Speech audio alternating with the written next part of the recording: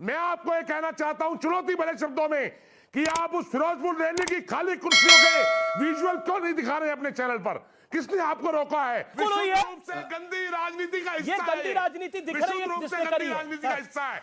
दूसरी बात मैं कहना चाहता हूं रमेश जी, तो हुई मुकेश जी ना, पीसीआर को ये कहें, मुकेश जी, अरे साहब सुनिए ना बात मेरी, मुकेश जी खूनी साजिश तो थी। फेयर नहीं है, फेयर नहीं है।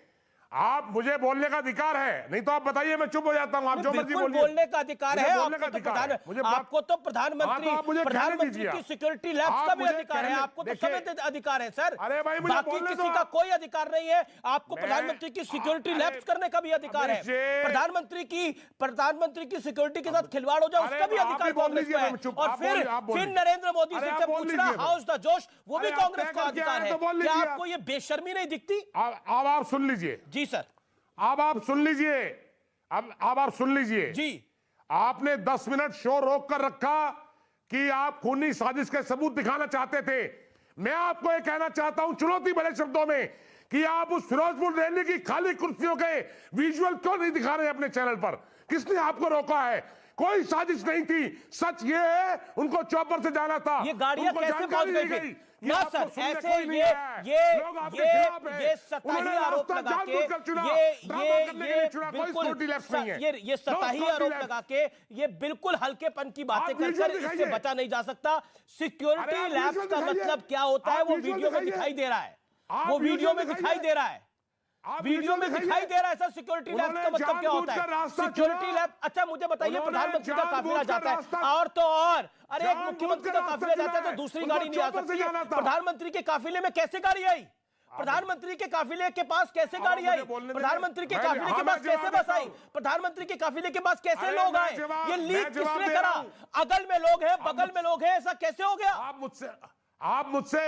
आप मुझसे जवाब मांग रहे हैं, जवाब सुनिए मेरे से। बताइए, जवाब दीजिए। बाकायदा जो पंजाब सरकार को प्रधानमंत्री जी का कार्यक्रम भेजा गया, पंजाब के मुख्यमंत्री ने पूरे मीडिया को कार्यक्रम दिखाया है। उनको कहा गया मौसम खराब है, उन्होंने कहा नहीं, प्रधानमंत्री जी के पास ऐसे हेलीकॉप्टर हैं जो खराब मौसम में जा सकते हैं, उनको सड़क से नहीं जाना था। जब बीजेपी ने बताया कि आपकी बेइज्जती होगी, कोई सुनने नहीं आया आपको, लोग नहीं चाहते आपको सुनना पंजाब के, उनको इत्तला दी गई कुर्सियां खाली हैं, उन्होंने जानबूझकर सड़क का रास्ता अपनाया। आप समझ सकते हैं। और मैं आपको जानकारी बता दूं, एसपीजी आपने ही कहा है अभी कि एडवांस स्कीम चलती है एसपीजी की, वो एडवांस स्कीम ने इन्फॉर्म क्यों नहीं किया प्राइम मिनिस्टर को? ये तमाम सारे चीजें हैं। ठीक है, संबित पात्रा, ठीक है, अब आपने काफी देर बोला। प्रधानमंत्री को कोई सुनना नहीं चाहता है। और सुनिए, जो स्मृति ईरानी जी ने कहा है, कांग्रेस को नफरत नहीं है मोदी से, गलत बात। आप तो क्या बोल चुके हैं नरेंद्र मोदी के बारे में। ठीक है, संबित पात्रा, अब we have to hear the final word now. Sambit Patra, let him come in, he is waiting for 24 minutes now. Okay, let him come in. देश के उस मुकेश शर्मा जी, इतना सब कुछ करके चिल्लाकर कुछ नहीं होने वाला। अब देश और दुनिया के सामने सब कुछ सामने आ गया है, अब पूरी कहानी खुल गई है। कहानी खुलने के बाद चिल्लाने से कोई फायदा नहीं होने वाला। संबित पात्रा का भी जवाब सुनिए ना, आपको 3 मिनट सुना इत्मीनान से उन्होंने भी। संबित पात्रा, आपके कहने से कुछ नहीं हो रहा है। नहीं, मेरे कहने से तो कुछ नहीं होगा। तस्वीरें बोल रही है जी, तस्वीरें बोल रही है। ऊपर से आपके यूथ विंग के नेता लिखते हैं, नरेंद्र मोदी जी हाउस द जोश, नरेंद्र मोदी जी हाउस द जोश, हाउस द जोश लिखते हैं आपके यूथ विंग के नेता। क्या कहना चाह रही है, क्या करना चाह रही है कांग्रेस पार्टी? देश को जवाब देना होगा ना सर, इतनी आसानी से बचा नहीं जा सकता। ये बड़ी साजिश है, इसका बड़ा खुलासा है। एक सेकंड सर, ओके संबित, मुझे खुशी है संबित पात्रा जी ने तो एडमिट कर लिया रैली में आदमी नहीं थे। चलिए, अच्छी बात है, सच मान लिया। आपके लिए विषय बड़ा क्या है? रैली में आदमी नहीं थे या नरेंद्र मोदी की सिक्योरिटी? बड़ा विषय क्या है मुकेश जी, मैं जानना चाहता हूं। मैं आ रहा हूं ना।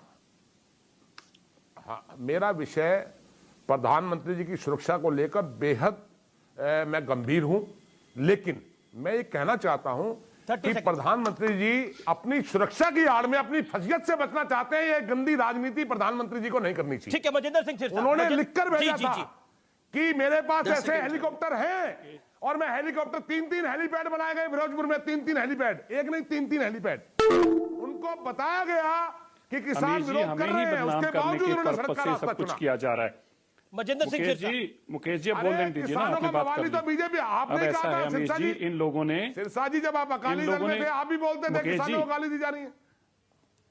मैं बिल्कुल बोलता था, अरे भाई आप मैं मेरे बिल्कुल दोस्त हैं। बोलता था जब देश के प्रधानमंत्री जी ने जब अकाली दल में थे आप भी बोलते थे किसानों को बवाली कहा है। खड़े होकर गुरु नानक देव जी के प्रकाश पुर्ब वाले दिन ये कहकर गुरु नानक देव जी के चरणों में शीश नमन करते हुए किसानों की तीनों मांगों को माना, मैं एक सिख हूं, मैं वही हूं जो इन टीवी चैनलों पे गर्ज कर बोलता था, अपने लोगों के लिए लड़ता था, मरता था, और आज भी सच के साथ खड़ा हूं। तब भी खड़ा था जब वो था, उस वक्त भी खड़ा था, और आज भी सच्चाई के साथ खड़ा हूं। जो गलत है उसको गलत कहना सीखना होगा। हम देश के वफादार लोग हैं, इस देश के लिए हमने जानें दी हैं। तुमने हमें मरवाने का काम किया है। क्या मुकेश जी इस बात से मुकरा जा सकता है? तुमने किस तरह से हमारी गंदी राजनीति करके पंजाब को तबाह किया, हजारों लोगों को मरवाने का काम किया। आज भी तुम वही गंद कर रहे हो। तुम हमें बदनाम करके पूरे देश के अंदर सिखों को बदनाम करने का काम कर रहे हो। शर्म आनी चाहिए तुम्हें। सिखों को बदनाम करके तुम मरवाना चाहते हो। तुम्हें शर्म आनी चाहिए, शर्म आनी चाहिए। कांग्रेस को अपनी मानसिकता के ऊपर शर्म आनी चाहिए। डूब मरना चाहिए कांग्रेस को। आज चन्नी ने सिखों को शर्मसार किया है, पंजाबियों को शर्मसार किया है। तुमने हमें बदनाम करने का काम किया है। वही जो पाकिस्तान करता है, जो आईएसआई करता है, वही तुम कर रहे हो। आपको हमें क्यों बदनाम करना चाहते हो? हमारे बच्चों के लिए तुम खतरा बनते जा रहे हो। ये कांग्रेस हमारे बच्चों के लिए खतरा बनती जा रही है। सुरक्षा इसलिए मिली है भाई, शर्म आनी चाहिए तुम्हें। आपको वाई प्लस सुरक्षा इसलिए दी है मोदी सरकार ने कि आपको बोलना है। आप बोलिए, शर्म आनी चाहिए आप करिए बैटिंग। आप कौन मना कर रहा है? शर्म आनी चाहिए करिए आपको। बैटिंग।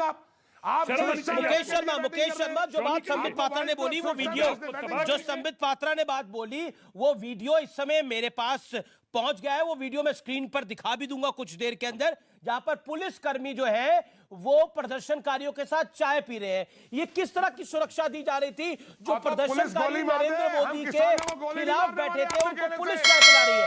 आप चाहते हैं ऐसे ही सिस्टम लागू हो जाए पूरे देश के अंदर? आप चाहते हैं ऐसे ही सिस्टम लागू हो जाए पूरे देश के अंदर? सोचिए फिर बीजेपी शासित राज्य कितने हैं।